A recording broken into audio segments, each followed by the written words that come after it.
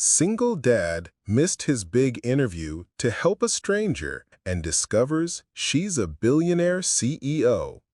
You can help us a lot by subscribing to our channel and sharing this video. Come on, Arthur muttered to himself, checking his phone. 2:47 p.m. He had exactly 13 minutes to reach the Morrison building for what could be the most important interview of his life. Suddenly ahead of him, he saw a woman stumble. She was elegantly dressed, a tailored charcoal coat, designer heels that were clearly not meant for Seattle's unforgiving sidewalks. As Arthur watched, her heel caught in a storm drain grate, and she went down hard, wincing in obvious pain, her expensive purse spilling its contents onto the wet pavement. Arthur stopped. His interview. The job. But he couldn't just walk past. "Ma'am, are you all right?" Arthur called out, already moving toward her. The woman looked up, and Arthur was struck by her piercing gray eyes.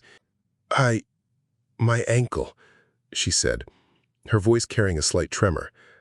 "I think I've twisted it quite badly." Arthur knelt beside her without hesitation, helping to gather her scattered belongings. A phone, keys, business cards that he glimpsed bore the name of Vance Sterling Group. He offered his arm. "Let me help you up. Is there somewhere I can take you? A hospital?" "There's a coffee shop just around the corner. I can call my driver from there." As Arthur helped her to her feet, supporting most of her weight, his phone buzzed. 2:52 p.m. His interview was slipping away with each passing minute. The woman noticed his hesitation. "You have somewhere important to be," she observed, her voice now steadier but still strained. Arthur looked at her, really looked at her. Here was someone who needed help, someone who, despite her obvious wealth and status, was as vulnerable in this moment as anyone else. "Nothing more important than making sure you're safe," he said, and meant it. Together they made their way slowly down the street, his future uncertain, but his conscience clear. 3 years earlier, Arthur Graham's life couldn't have been more different. The gleaming towers of downtown Seattle stretched before him as he walked confidently through the marble lobby of Omnicorp Solutions, his polished shoes clicking against the pristine floors. This was a man in his element, respected, successful, and radiating the quiet confidence that came with being exceptionally good at what he did. "Morning, Arthur," called out Sarah from reception, her smile genuine and warm. "The Peterson audit files are ready for your review." Arthur nodded with a friendly smile. "Thanks, Sarah. I'll grab them after my meeting with the compliance team." As senior forensic accountant at Omnicorp Solutions, Arthur was known throughout the firm for his meticulous attention to detail and unwavering integrity. His colleagues sought his opinion on complex cases, and clients specifically requested him for their most sensitive audits. He had built a reputation as someone who could find financial irregularities that others missed, but more importantly, as someone who would never compromise his principles for convenience or profit.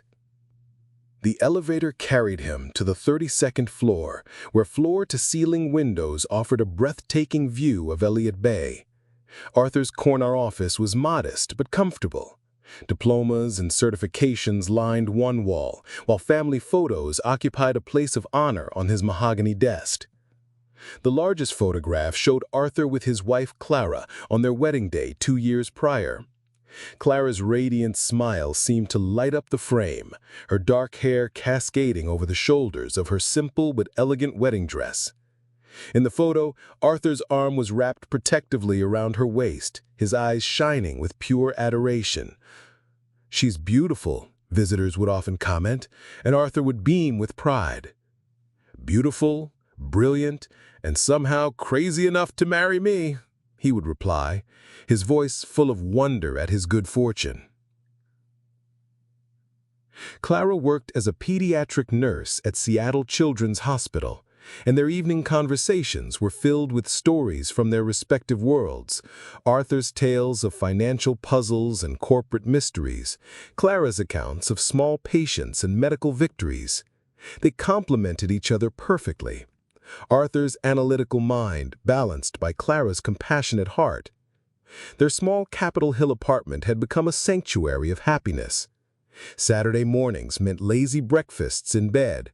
Sunday afternoons were for exploring Seattle's neighborhoods hand in hand. They talked about their future with the easy confidence of two people deeply in love, where they might buy their first house, how many children they wanted, what kind of parents they hoped to be. When Clara announced her pregnancy 8 months into their marriage, Arthur's joy was complete. He would often place his hand on her growing belly, talking to their unborn child about spreadsheets and financial statements, while Clara laughed and promised the baby that she would teach them about more interesting things. "What should we name him?" Clara asked one evening, curled up against Arthur on their worn but comfortable couch. "How do you know it's a him?" Arthur teased, his hand tracing gentle circles on her stomach. "Mother's intuition," she replied with mock seriousness. "Besides, he kicks like a soccer player." They thought and settled on Robert, a name that meant bright fame. Arthur would whisper to Clara's belly each night, "Good night, little Robert. Daddy can't wait to meet you." This was Arthur's world then, a world where problems had solutions, where hard work was rewarded, where love was simple and pure. He was a man who had everything to lose, but believed that as long as he played by the rules and treated people with honesty and respect, his happiness was secure. He had no idea how quickly that certainty would shatter. The call came on a Tuesday morning in October, shattering Arthur's world with the clinical precision of a doctor's voice on the other end of the line. "Mr. Graham, this is Dr. Martinez from Harborview Medical Center. I'm afraid there's been an accident involving your wife." The words that followed became a blur of medical terminology and devastating reality. A drunk driver running a red light. Clara's small Honda no match for the speeding truck. She had been on her way home from a prenatal appointment, the ultrasound photos of their son still clutched in her purse when the paramedics found her. Arthur's legs gave out as he listened, his phone clattering to his office floor. Sarah from reception found him there 20 minutes later, staring at nothing, his world reduced to a single, unbearable truth. Clara was gone, and with her, little Leo, who would never draw his first breath. The funeral passed in a haze of condolences and casseroles from well-meaning neighbors. Arthur moved through those days like a ghost, mechanically arranging flowers and choosing hymns for a service that felt surreal. How could he bury his entire future in a single grave? When he returned to work 2 weeks later, his colleagues treated him with the careful kindness reserved for the irreparably broken. His corner office felt like a mausoleum, every family photo a reminder of what he lost. But work, he discovered, was the only thing that could quiet the screaming grief in his head, even temporarily. It was during one of these late-night sessions, 3 months after the accident, that Arthur discovered something that would complete his downfall. He had been reviewing quarterly reports for the Morrison Industries account, one of Omnicorp's largest clients. The numbers felt off, subtle inconsistencies that most auditors might overlook, but Arthur's grief-sharpened focus caught every discrepancy. "That's strange," Arthur muttered to himself, pulling up additional files on his computer. The office was empty, except for the security guard making his rounds, the city lights of Seattle twinkling through his window like distant stars. What he found made his blood run cold. Hidden within layers of seemingly legitimate transactions were millions of dollars being systematically diverted from Morrison Industries' pension fund. The money was being filtered through a complex network of shell companies, each transaction carefully designed to avoid detection. But Arthur's forensic training allowed him to follow the digital breadcrumbs. The trail led directly to Marcus Thorne, his supervisor, and the man who had given the eulogy at Clara's funeral. Arthur spent the next week working in secret, documenting every transaction, every forged authorization, every falsified report. The scheme had been running for over 2 years, stealing retirement funds from thousands of Morrison Industries employees, people like the janitor who cleaned Arthur's office, the security guard who wished him good night, hard-working people who trusted their company to protect their futures. The Marcus Thorne that emerged from Arthur's investigation was not the mentor and friend he thought he knew. This was a man who had used his position and Arthur's own reputation to legitimize fraudulent audits. Arthur's signature was on dozens of reports that he now realized had been carefully crafted to hide the theft. "How could I have missed this?" Arthur whispered to Clara's photo, which he still kept on his desk. "How could I have been so blind?" But grief, he realized, was the perfect cover for corruption. While Arthur had been drowning in his loss, barely functioning enough to perform his basic duties, Marcus had been using Arthur's diminished capacity and sterling reputation as a shield for his criminal enterprise. The evidence was overwhelming, undeniable, and would send Marcus Thorne to prison for decades. He printed out the financial records, his hands shaking as he prepared to expose the man who had exploited his tragedy. He had no idea that Marcus Thorne was already 3 steps ahead of him. The next morning, Arthur arrived at the office with a briefcase full of evidence and a heart full of righteous anger. For the first time since Clara's death, he felt a sense of purpose. These stolen pensions wouldn't bring back his wife and son, but returning them to their rightful owners would be something Clara would have been proud of. As he walked toward Marcus Thorne's office, he believed he was about to deliver justice.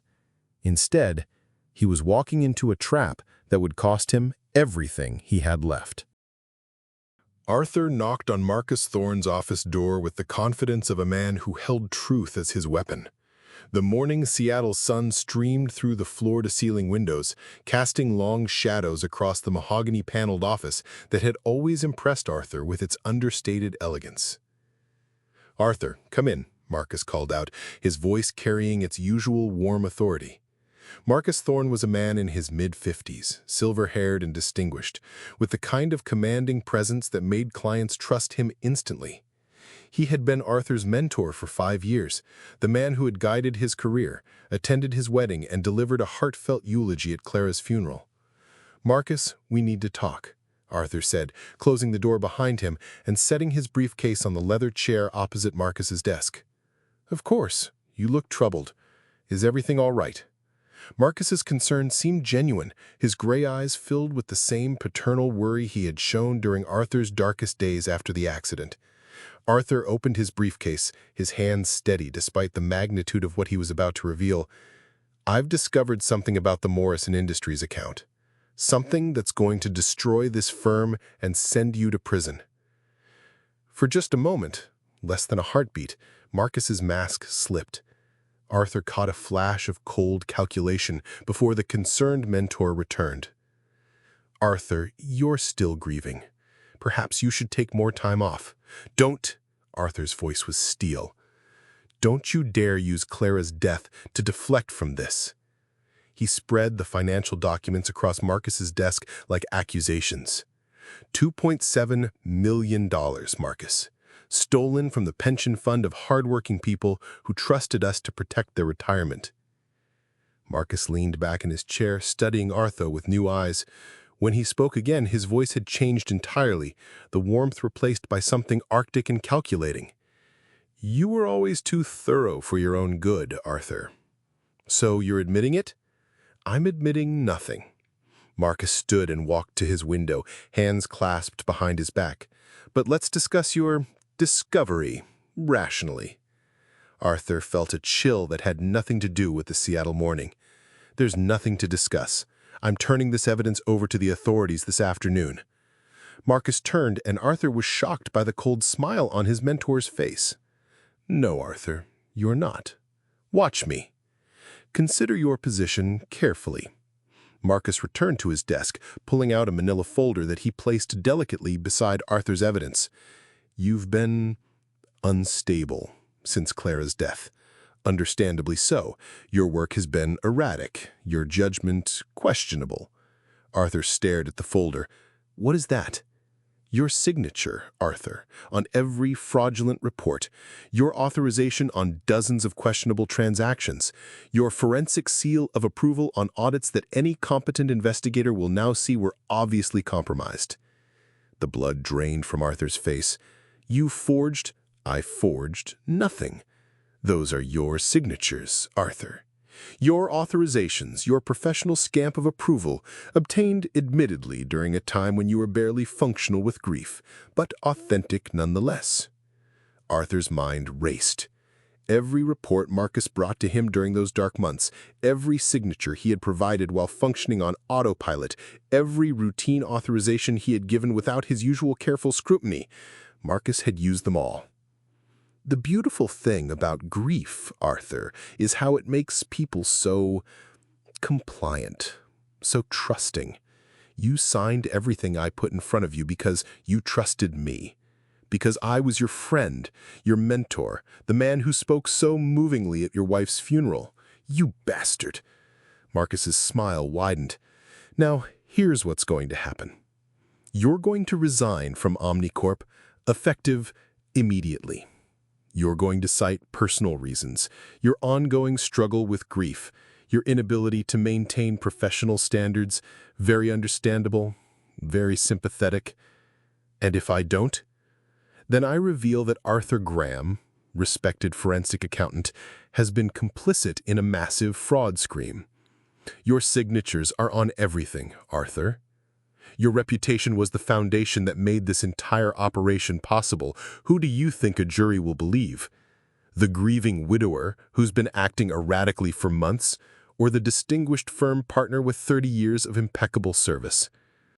Arthur's hands clenched into fists. Every instinct screamed at him to lunge across that desk, to make Marcus pay for exploiting his grief, for using Clara's memory as a weapon against him. But then Marcus played his final card. Of course, there's also the matter of little baby. Arthur's blood turned to ice.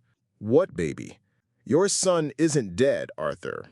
Oh, Clara died in that accident, yes, but the baby survived. Premature, critically injured, but alive. He's been in the NICU at Seattle Children's Hospital for 3 months, fighting for his life. The room spun around Arthur. You're lying. Marcus slid a photograph across the desk. A tiny infant connected to tubes and monitors, a hospital bracelet reading Baby Graham visible on his impossibly small wrist. The hospital has been trying to reach you, but I'm afraid your emergency contact information got mixed up in the paperwork after Clara's death.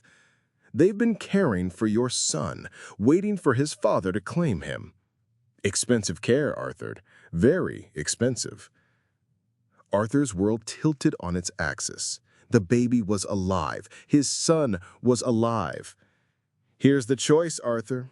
Resign quietly, disappear from Seattle, and I'll make sure the baby gets the best care money can buy until he's healthy enough to go home with his father. Fight me on this, and I'll make sure that not only do you go to prison for fraud, but that baby becomes a ward of the state. Do you think they'll let a convicted embezzler raise a medically fragile child? Arthur stared at the photograph, his heart breaking and mending and breaking again. His son, his little baby, fighting for life while Arthur had been drowning in grief. You have 1 hour to decide. Your career and reputation, or your son's future. Choose wisely. As Arthur walked out of that office, the evidence of Marcus Thorne's crime still scattered across the desk, he knew his choice was already made. He would sacrifice everything, his career, his reputation, his future, for the chance to hold his son. But he also knew that someday, somehow, Marcus Thorne would pay for what he had done. Eleanor Vance stood at the floor-to-ceiling windows of her penthouse corner office, 43 floors above downtown Seattle, watching the city sprawl beneath her like a kingdom she had inherited but never chosen. At 34, she was the youngest CEO in Vance Sterling Group's history, a position she had claimed not through ambition but through the cold machinery of dynastic succession. The Vance Sterling Group tower pierced the Seattle skyline like a steel and glass monument to corporate power. From her office, Eleanor could see the Space Needle, Elliott Bay, and the mountains beyond, a view that cost more per square foot than most people earned in a year. Yet she rarely noticed the beauty. To Eleanor, the view was simply another asset, another symbol of the empire her grandfather had built and her father had expanded. "Miss Vance, the board meeting begins in 10 minutes," her assistant James announced through the intercom. His voice carried the practiced deference that everyone used when speaking to her, respectful, efficient, and carefully devoid of warmth. "I'll be right there," Eleanor replied, adjusting the collar of her perfectly tailored charcoal suit. Everything about Eleanor's appearance was precise, calculated for maximum impact. Her shoulder-length auburn hair was styled to convey competence without softness, her makeup subtle but flawless, her jewelry expensive but understated. She looked exactly like what she was, a woman born to wield power. The boardroom fell silent when Eleanor entered. 12 men and 3 women, all decades older than she, all watching her with the mixture of respect and resentment reserved for someone who had inherited what they had spent lifetimes trying to achieve. Eleanor took her place at the head of the mahogany table without acknowledging the morning greetings, her gray eyes scanning the quarterly reports that had been placed at each seat. "Good morning," she said, her voice carrying the authority that had been drilled into her since childhood. "Let's begin with the Morrison Industries acquisition." For the next 2 hours, Eleanor navigated corporate politics with the skill of someone who had been raised in boardrooms. She dissected profit margins, analyzed market projections, and made decisions that would affect thousands of lives with the dispassionate precision her father had taught her was essential for leadership. "Business is war, Eleanor," Harrison Vance had told her countless times throughout her childhood. "Emotions are weakness. Trust is liability. The moment you start caring about people instead of profits, you've lost." Harrison Vance had been a man of granite, brilliant, ruthless, and utterly convinced that emotions were luxuries the wealthy couldn't afford. He had molded Eleanor from birth to be his successor, teaching her to see every human interaction as a potential transaction, every relationship as a strategic alliance or a competitive threat. Eleanor had been an exceptional student. She graduated summa cum laude from Harvard Business School, spoke 4 languages fluently, and could analyze a company's financial health faster than most people could read a newspaper. She had never failed at anything she had attempted, never shown weakness, never allowed personal feelings to compromise professional judgment. She was also profoundly, devastatingly lonely. After the board meeting, Eleanor returned to her office, where lunch would be served at her desk, the same lunch every day, prepared by the same chef, delivered at the same time. She ate mechanically while reviewing acquisition proposals, her mind processing information with machine-like efficiency. Her phone buzzed with a text from Charles Whitmore, the investment banker she had been seeing for the past 6 months. "Dinner at Lebanon tonight. The Hardwell merger is finally closing." Eleanor stared at the message. Charles was handsome, successful, and appropriately ambitious. He understood her world, shared her priorities, and never demanded more emotional availability than she was prepared to give. He was in every measurable way the perfect partner for someone in her position. She felt absolutely nothing for him. "Can't tonight, board obligations," she typed back, though her calendar was actually clear. The truth was that Eleanor couldn't remember the last time she had felt genuine excitement about anything. Not a successful acquisition, not a record-breaking quarter, not even the rare moments of personal connection she occasionally shared with Charles. Her life was a series of accomplished objectives, each success as hollow as the last. Her penthouse apartment was a testament to her isolation, a showcase of expensive furniture and museum-quality art, designed by Seattle's most exclusive interior decorator. Every room was perfect, photographed ready, and utterly sterile. Eleanor often wandered through her own home like a guest, touching nothing, disturbing nothing, leaving no trace of actually living there. The only photograph in the entire apartment sat on her bedroom nightstand, a picture of herself at age 7 with her mother, Victoria. Eleanor's mother had been everything Harrison wasn't: warm, compassionate, and devoted to making their house a home rather than a corporate headquarters. She had died of cancer when Eleanor was 12, taking with her the only source of unconditional love Eleanor had ever known. After Victoria's death, Harrison had become even more focused on preparing Eleanor for leadership.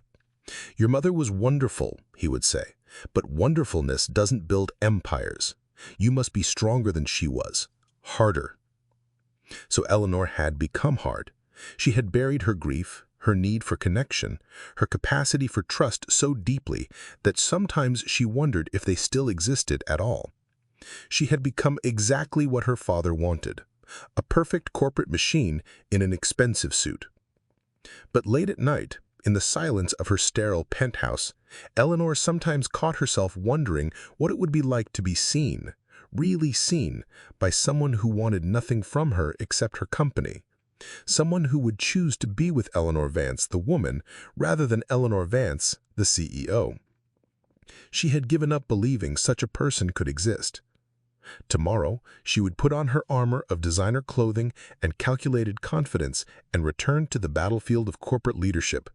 She would make decisions, close deals, and continue building the empire her father had left her. But tonight, standing alone in her office, as Seattle's lights began to twinkle below, Eleanor allowed herself a moment of honesty. She would trade every dollar of her fortune for just one person who could see past the power and the wealth to whatever remained of the girl who had once believed in love. Eleanor's carefully constructed world began to crumble on a Thursday morning in March when James burst into her office without his usual formal announcement, his face pale with urgency. "Miss Vance, we have a problem, a big one." Eleanor looked up from her quarterly projections, noting the unprecedented breach of protocol. In 3 years as her assistant, James had never entered her office unannounced. "What kind of problem?" "Your father. The FBI is at the building. They have warrants." The words hit Eleanor like a physical blow. She rose slowly from her desk, her mind racing through possibilities, none of them good. "Where?" "Conference room A. Agent Martinez is requesting your immediate presence." Eleanor walked through the corridors of Vance Tolling Group with measured steps, though her heart was pounding. Employees stepped aside as she passed, their whispered conversations dying as she approached. She had seen this same scene play out at competitor companies: the federal agents, the boxes of files, the inevitable perp walk. She had never imagined it happening in her own building. Agent Martinez was a woman in her 40s, professional and uncompromising, surrounded by a team of investigators who were methodically photographing and cataloging documents spread across the conference table. "Miss Vance, thank you for coming. I'm Agent Martinez, Financial Crimes Division. We're executing warrants related to Harrison Vance and potential violations of federal securities law." Eleanor's training kicked in. Show no weakness, admit nothing, control the narrative. "I assume you have the proper documentation. My legal team will need to review." "Your father died of a heart attack this morning at 6:47 a.m. at his Mercer Island estate. We found him in his study, surrounded by financial documents he appeared to have been destroying." The floor seemed to shift beneath Eleanor's feet. Harrison Vance, the granite pillar of her universe, the man who had shaped every aspect of her existence, was dead. And from the looks of the federal investigation, he had died trying to hide something significant. I need to sit down," Eleanor said, her voice barely above a whisper. "I understand this is a shock, but Miss Vance, we need your cooperation. The preliminary evidence suggests Vance Sterling Group has been involved in systematic fraud, money laundering, and embezzlement spanning at least 5 years. Your father was the primary architect, but the scope of the operation suggests he couldn't have done this alone." Eleanor stared at the documents scattered across the table, financial reports, bank statements, correspondence that looked disturbingly familiar. Her father's handwriting was visible on margins, his signature on authorizations for transactions she had never seen before. "I don't understand. The company's finances are audited every quarter. We have compliance officers, oversight committees, all apparently compromised or deliberately circumvented." She slid a folder across the table. "These are preliminary findings. Shell companies, offshore accounts, pension fund diversions. Your father was very sophisticated, but he got greedy toward the end." Eleanor opened the folder with trembling hands. Inside were copies of bank transfers, falsified audit reports, and evidence of what appeared to be a massive criminal enterprise hidden within the legitimate operations of her family's company. "How much?" she asked quietly. "We're still calculating, but early estimates suggest over $50 million stolen from various pension funds and client accounts." Eleanor closed her eyes, feeling the weight of a legacy she had never truly understood crushing down on her. Everything she had built her identity around, the Vance name, the family reputation, the empire her grandfather had created, was built on lies and theft. 3 days later, Eleanor sat in her office, now under FBI surveillance, staring at the Seattle skyline she had always seen as her kingdom. The media had descended like vultures. Vance's sterling scandal dominated every headline. Clients were pulling their accounts, employees were updating their resumes, and the stock price had plummeted. But it wasn't the professional devastation that haunted Eleanor. It was the personal revelation. Her father hadn't just been a hard businessman. He had been a criminal. Every lesson he had taught her about strength and ruthlessness, every piece of advice about trusting no one and caring about nothing but profits, it had all been the philosophy of someone who saw other people's money as his personal treasury.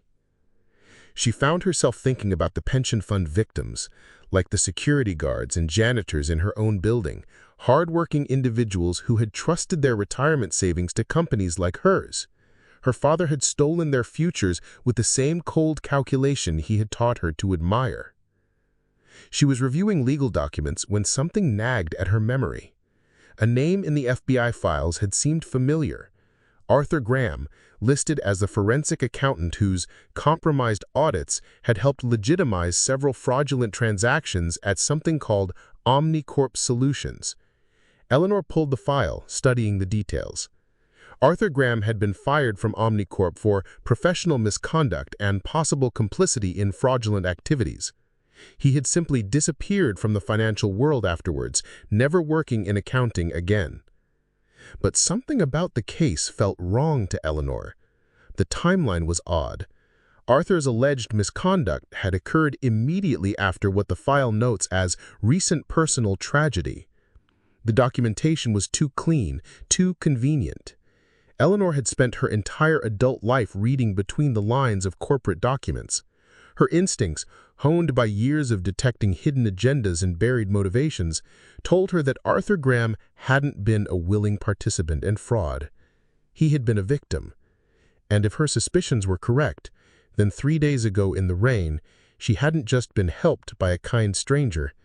She had been rescued by a man whose life had been destroyed by the same kind of corruption that was now consuming her own. Eleanor stood outside the modest apartment building in Beacon Hill, her black Tesla looking conspicuously out of place among the older sedans and compact cars parked along the street. She had spent 2 weeks investigating Arthur Graham, using resources that would have impressed the FBI agents currently dissecting her company.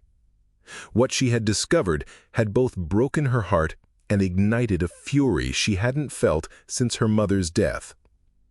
Arthur Graham hadn't been complicit in the Omnicorp fraud.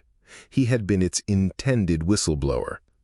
Marcus Thorne, the real architect of the scheme, had used Arthur's grief over his wife's death and the desperate need to secure medical care for his critically injured son to force Arthur into silence. The man who had helped her in the rain wasn't a disgraced accountant who had lost his way. He was a father who had sacrificed his career and reputation to save his child's life. Eleanor pressed the buzzer for apartment 3B, her hands trembling slightly. She had rehearsed this conversation dozens of times, but now, standing in the hallway that smelled of cooking spices and old carpet, she felt uncertain in a way that was foreign to her corporate-trained confidence. "Yes?" Arthur's voice came through the intercom, cautious and tired. "Mr. Graham, this is Eleanor Vance. We met several weeks ago, in the rain. I'd like to speak with you." A long pause. Eleanor could almost hear him thinking, probably wondering how she had found him, what she could possibly want. "I'm not interested in whatever you're selling." "I'm not selling anything. I'm offering something. Something I think you deserve." Another pause, shorter this time. Then the buzzer sounded, and Eleanor climbed 3 flights of stairs to find Arthur waiting in his doorway. He was wearing jeans and a worn sweater, his hair slightly mussed, and he looked exactly like what he was, a man doing his best to build a life from the pieces of a shattered dream. "Miss Vance?" he said, his voice carefully neutral. "This is unexpected. May I come in? What I have to say is better discussed privately." Arthur stepped aside, and Eleanor entered a small but spotlessly clean apartment. The furniture was second-hand but well-maintained, and children's drawings decorated the refrigerator. A small boy, Leo, she realized, sat at the kitchen table working on homework, occasionally glancing up at the unexpected visitor with curious brown eyes that were startlingly similar to his father's. "Leo, this is Miss Vance. She's here to talk to Daddy about work." "Hello, Leo," Eleanor said, surprised by how natural her smile felt when addressing the child. "Are you going to give Daddy a job?" Leo asked, with the directness that only children possessed. "Leo," Arthur said quickly, embarrassment coloring his voice, "why don't you go work on your homework in your room?" "It's okay." "And Leo, I hope so." After Leo had gathered his school books and disappeared down the short hallway, Arthur gestured for Eleanor to sit on the small couch while he took the worn armchair across from her. "How did you find me?" "I have resources. The same resources that allowed me to discover what really happened at Omnicorp Solutions." Arthur's face went very still. "I don't know what you mean." "Marcus Thorne used your grief to manipulate you into silence. He exploited your son's medical crisis to force you to accept blame for his crimes. You weren't complicit in that fraud, Arthur. You were its victim." Arthur watched as Eleanor watched as Arthur's carefully maintained composure began to crack. His hands clenched into fists, his jaw tightened, and for a moment she saw the fury and pain he had been carrying for years. "Even if that were true," he said quietly, "it doesn't matter now. My reputation is destroyed. No accounting firm will hire me. I work 3 part-time jobs to keep a roof over Leo's head and food on our table. That's just how things are. It doesn't have to be." Eleanor opened her briefcase and withdrew a folder, placing it on the coffee table between them. "This is an employment contract for Senior Audit Consultant at Vance Sterling Group. The salary is $200,000 annually with full health benefits, flexible scheduling, and the option to work remotely when needed to accommodate Leo's school schedule." Arthur stared at the folder as if it might explode.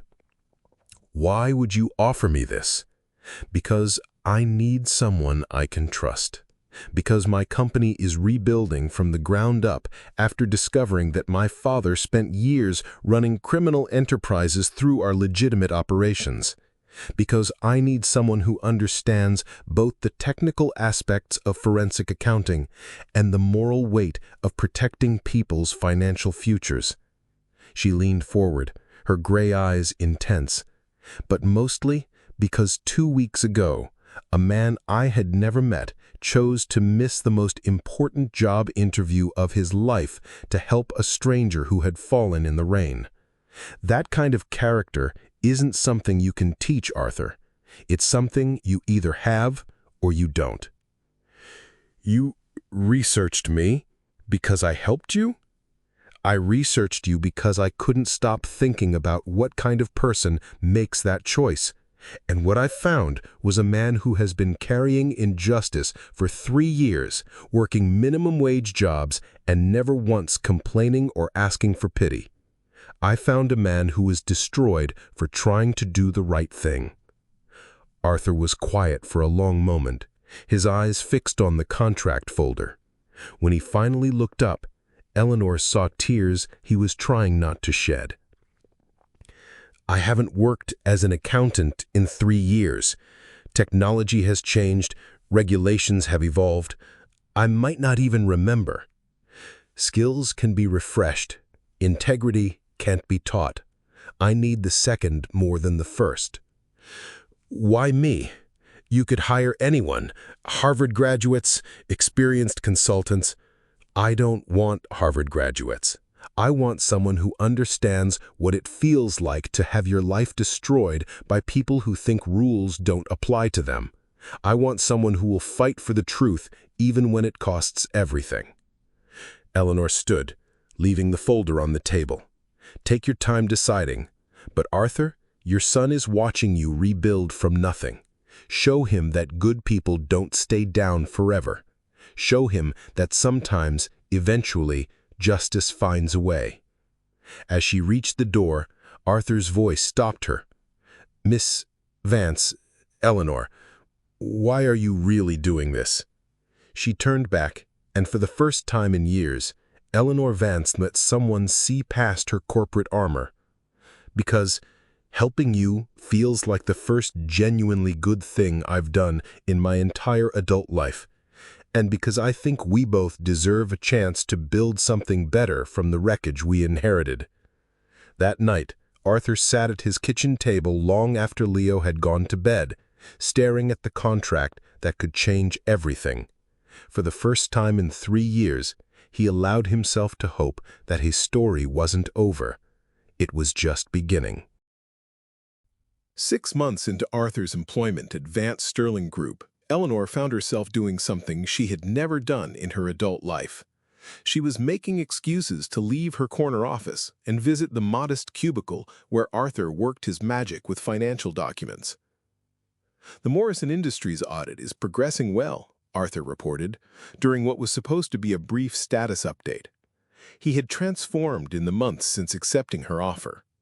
The tired desperation was gone, replaced by the confident competence of a man doing work he was born for. I've identified $3 million in misallocated pension funds that we can return to the beneficiaries. Excellent work, Eleanor said, then found herself lingering instead of returning to her own office. How is Leo adjusting to the new school? Arthur's face lit up with paternal pride. He loves it. The smaller class sizes are perfect for him, and the teachers actually know his name. He keeps asking when you're coming to dinner again. The first dinner invitation had been Arthur's way of thanking Eleanor for the job opportunity. She had expected an awkward obligation, a stilted meal where she would make polite conversation before escaping back to her sterile penthouse. Instead, she had discovered something she didn't know she was missing: the warm chaos of a real home. Leo had chattered endlessly about his day at school, his drawing projects, and his latest obsession with dinosaurs. Arthur had cooked, actually cooked, with flour on his hands and sauce spattered on his apron, while sharing stories about the financial puzzles he was solving. For 3 hours, Eleanor had forgotten about board meetings and profit margins and the weight of corporate responsibility. She had felt like a person instead of a position. Tell Leo I'll be there Friday night. I'll bring dessert. You don't have to. I want to. And she did want to. That was the revelation that both thrilled and terrified Eleanor. For the first time in decades, she wanted something that had nothing to do with business success or corporate strategy. She wanted to sit at Arthur's small kitchen table while Leo showed her his homework and Arthur told her about his day. She wanted to be part of their quiet, honest world. Friday evening found Eleanor standing outside Arthur's apartment building, holding a bakery box, and feeling nervous in a way that reminded her of being 16. She had changed clothes 3 times, finally settling on jeans and a cashmere sweater. Casual by her standards, but still probably more expensive than Arthur's monthly grocery budget. "Eleanor!" Leo launched himself at her the moment Arthur opened the door, wrapping his small arms around her waist with the unconscious affection that only children possessed. "Hello, sweet boy. I brought chocolate cake. Chocolate is my favorite. Daddy, did you know chocolate is Eleanor's favorite too?" Arthur smiled, wiping his hands on a dish towel. "Is it now?" "Absolutely," Eleanor said solemnly, winking at Leo. "It's practically a requirement for important business decisions." The apartment smelled like home-cooked food and happiness. Arthur had prepared pot roast with vegetables, simple, hearty comfort food that Eleanor realized she had never actually tasted before. Her meals were usually expensive restaurant fare or catered events, all presentation and no soul. "This is incredible," she said after the first bite. "It's just pot roast," Arthur replied, but she could see he was pleased. "It's the first meal I've had in years that someone made because they wanted to share it, rather than because they were trying to impress me or get something from me." Over dinner, Leo regaled them with stories about his friend Marcus, who had a pet snake, and his teacher, Mrs. Patterson, who was probably 100 years old, but really nice. Eleanor found herself laughing, actually laughing, at his earnest observations about second-grade politics. After Leo went to bed, Arthur and Eleanor sat on the small couch, sharing the chocolate cake and talking in the easy way they had developed over months of working together. "Can I ask you something?" Arthur said, setting down his fork. "What was your childhood like?" Eleanor was quiet for a long moment. The honest answer was complicated, painful, and not something she typically shared with anyone. "Lonely," she said finally. "My mother died when I was 12. After that, my father basically treated me like a junior executive he was grooming for promotion. I had tutors instead of friends, board meetings instead of birthday parties. I was very well educated and very well prepared for corporate leadership, but I never learned how to just be a person." Arthur studied her face with the same careful attention he gave to financial documents. "Is that why you never had children?" "I never had time. Or maybe I was afraid I'd raise them the way I was raised, with expectations instead of affection." I looked toward the hallway where Leo slept. "Watching you with Leo, I realized I don't even know what normal parenting looks like." "There's no such thing as normal parenting," Arthur said gently. "You just love them and try not to mess them up too badly. You'd be a wonderful mother, Eleanor." The certainty in his voice made her throat tight with emotion. "How can you know that?" "Because you see Leo as a person, not a project. You remember what he tells you about school. You ask about his friends. You brought chocolate cake because you knew it would make him happy. That's not corporate strategy, Eleanor. That's love."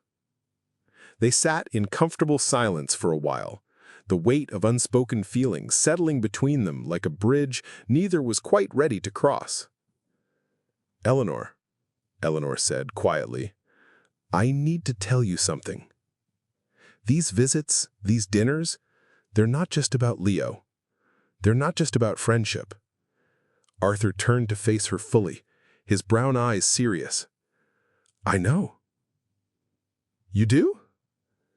"Eleanor, you're brilliant, successful, and beautiful. You could have dinner anywhere in the city with anyone you chose. But you're here, in my tiny apartment, eating pot roast and helping an 8-year-old with his math homework. Either you're having some kind of breakdown or... Arthur reached over and took her hand, his calloused hands intertwined with her manicured ones. They came from different worlds, carry different scars, and learn different lessons about trust and survival.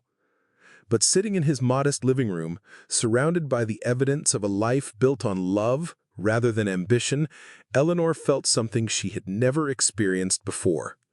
She felt home. "I've never felt this way about anyone," she whispered. "Neither have I. Not since Clara." The name of his late wife hung in the air between them, not as a barrier, but as an acknowledgement of the courage it took to love again after loss. "Are we crazy?" Eleanor asked. Arthur smiled, the same gentle smile that had made her trust him that rainy day months ago. "Probably. But maybe crazy is exactly what we both need." Outside, Seattle glittered beyond the windows, but Eleanor barely noticed.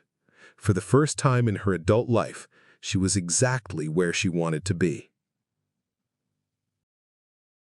The attack came on a Tuesday morning, delivered with the precision of a corporate assassination. Eleanor was reviewing quarterly projections when James entered her office with an expression she had never seen before, a mixture of panic and barely contained fury. "Eleanor, we have a serious problem. Julian Croft is calling an emergency board meeting for this afternoon. He's planning to present evidence about Arthur." Eleanor's blood went cold.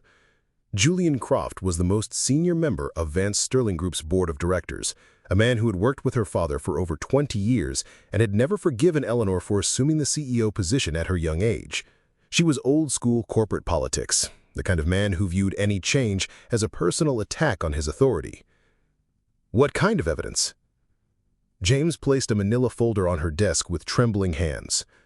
"Copies of Arthur's employment records from Omnicorp, documentation of his alleged involvement in the fraud there, financial records showing his termination for professional misconduct and possible criminal activity."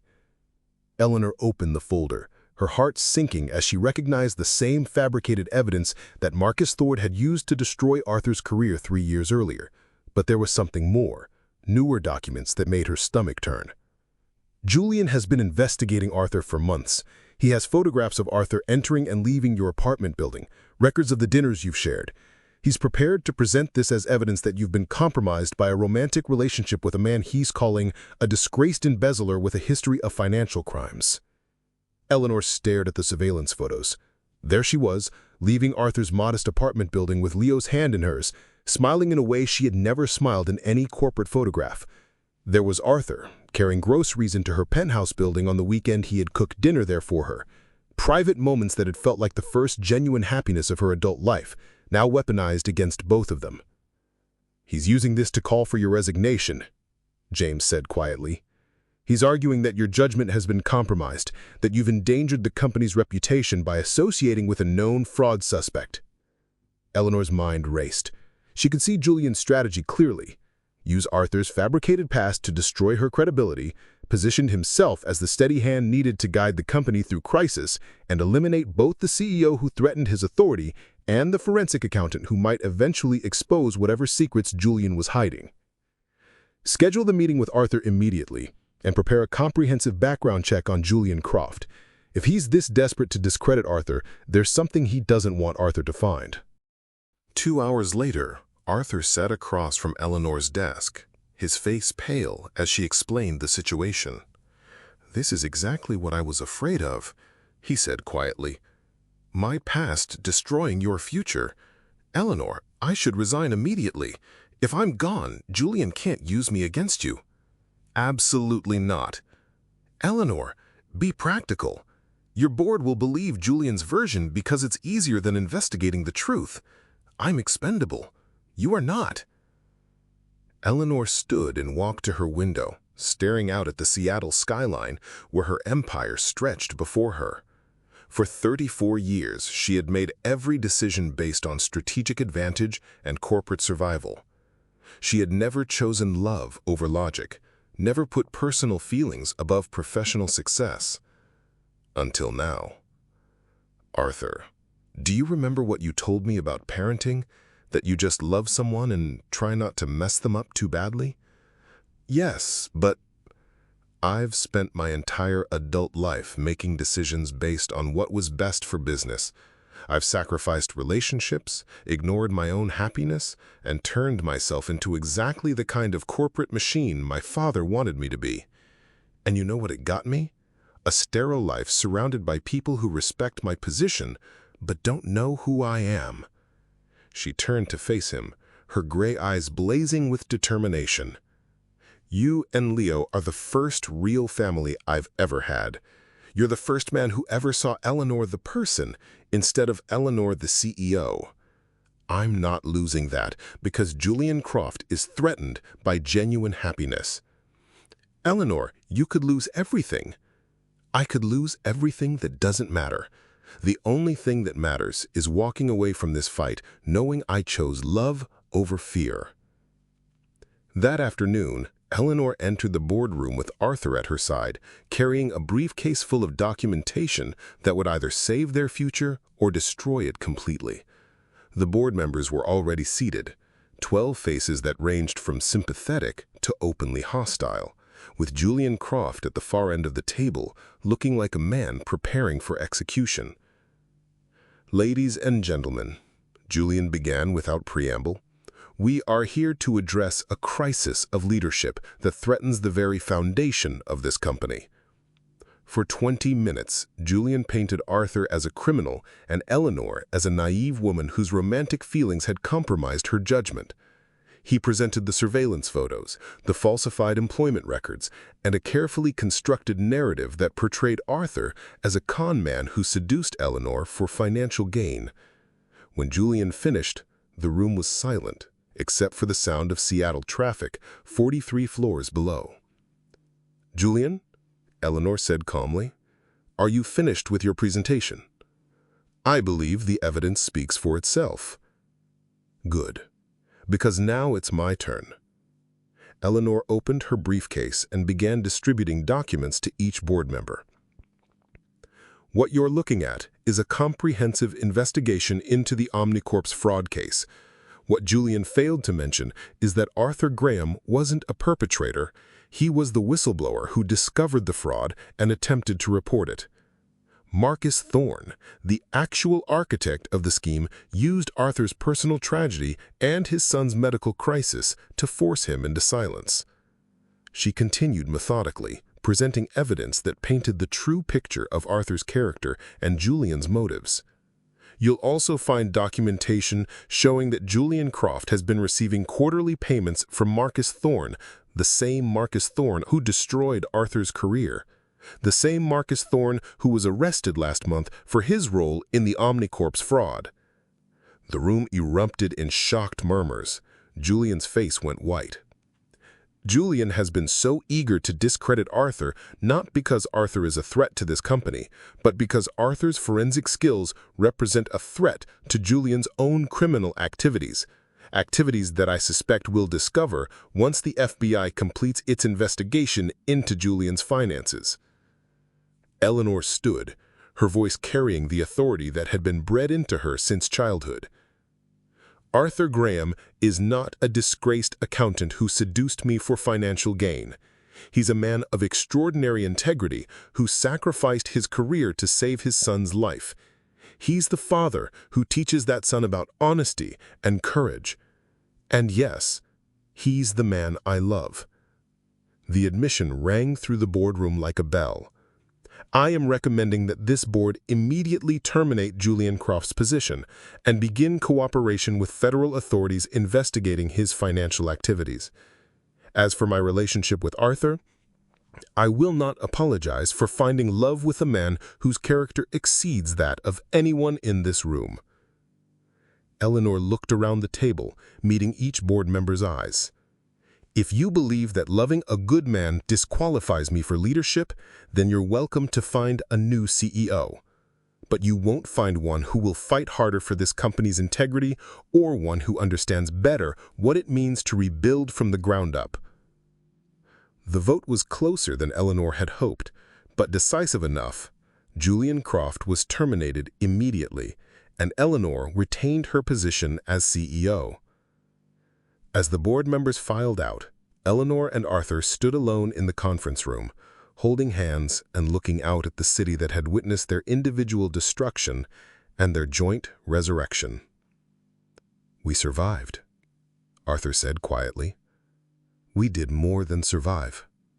We won." 1 year later, Eleanor stood in the same spot where she had first helped Arthur in the rain, but everything had changed. The modest apartment in Beacon Hill had been replaced by a beautiful house in Queen Anne, with enough space for Leo's growing collection of dinosaur books and a home office where Arthur could work on the days he chose not to come into the Vance Sturven Group building. The company itself had been transformed. Under Eleanor's leadership and Arthur's forensic expertise, they had not only recovered from the scandal surrounding her father's crimes, but had established themselves as the gold standard for ethical financial management. Arthur's innovations in fraud detection had been adopted industry-wide, and his reputation had been not just restored, but elevated beyond what it had ever been at Omnicorp. But more importantly than any professional success, they had built something neither of them had ever expected to find: a real family. "Dad, are you sure the ring is in the right pocket?" Leo whispered urgently, tugging on Arthur's sleeve as they stood in the living room of their new home. "For the 5th time. Yes, buddy, it's right here," Arthur replied, patting his jacket pocket with a nervous smile. "And you remember what you're supposed to say?" "I think I can handle it." Though Arthur's hands were trembling slightly, Eleanor emerged from the kitchen, carrying a tray of hot chocolate, completely unaware of the conspiracy taking place in their living room. She looked radiant in jeans and one of Arthur's old sweaters, her hair pulled back in a casual ponytail, makeup-free and more beautiful than she had ever looked in any boardroom. "What are you two whispering about?" she asked, settling onto the couch between them. "Nothing," Leo said quickly, then immediately looked guilty for being too obvious. "Nothing at all," Arthur agreed, shooting Leo a look that said, "We really need to work on your poker face." Eleanor laughed, the sound that had become Arthur's favorite music. "You're both terrible at keeping secrets." "Eleanor," Arthur said, suddenly serious, "there's something I need to say to you. Should I be worried?" "I hope not." Arthur stood and walked to the fireplace, where family photos now lined the mantel. Pictures of the 3 of them at Leo's school plays, family vacations to the San Juan Islands, quiet Sunday mornings that had become the foundation of their happiness. 2 years ago, I was a broken man. I had lost everything that mattered to me: my wife, my career, my future. I was working 3 minimum wage jobs just to keep Leo fed and housed. And I honestly didn't know if we were going to make it. Eleanor's eyes were already glistening with tears she was trying not to shed.